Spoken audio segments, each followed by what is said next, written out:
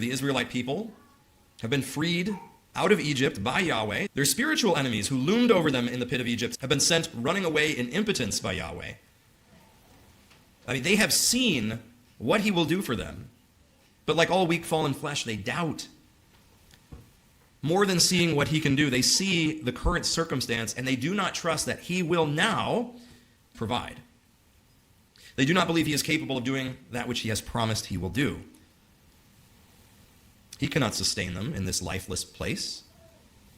Of course, completely disregarding that he just dropped miraculous food from heaven for them with the manna. And this is the ultimate betrayal. They rebel against him.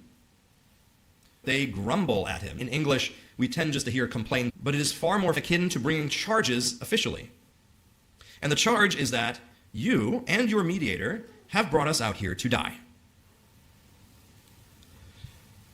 Second person of the Trinity, pre-incarnate Jesus, ascends on top of a large stone, a rock, and from there he commands Moses to bring the wooden staff, which struck the Nile in retribution against the gods of Egypt and Pharaoh, down. Bring it down on me and smash the rock apart. Moses obeys. And what happens?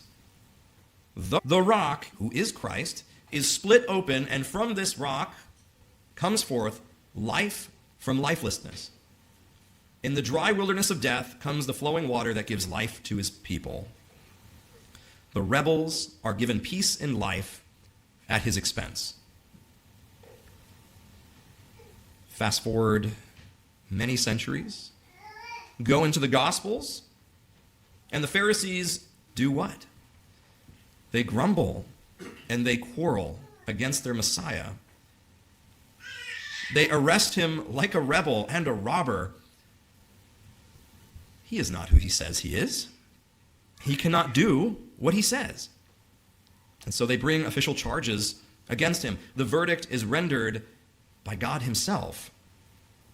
So he, Jesus, ascends the rock called Golgotha, and there the wrath and might of Yahweh is brought down on him with the wooden cross as the soldier's spear delivers the confirmation strike. The rock, the Christ, is destroyed. He is split open, and from his side pours forth the flowing waters to eternal life. He gives life to his people in the wilderness of death. So once again, the rebels are given peace and life at his expense.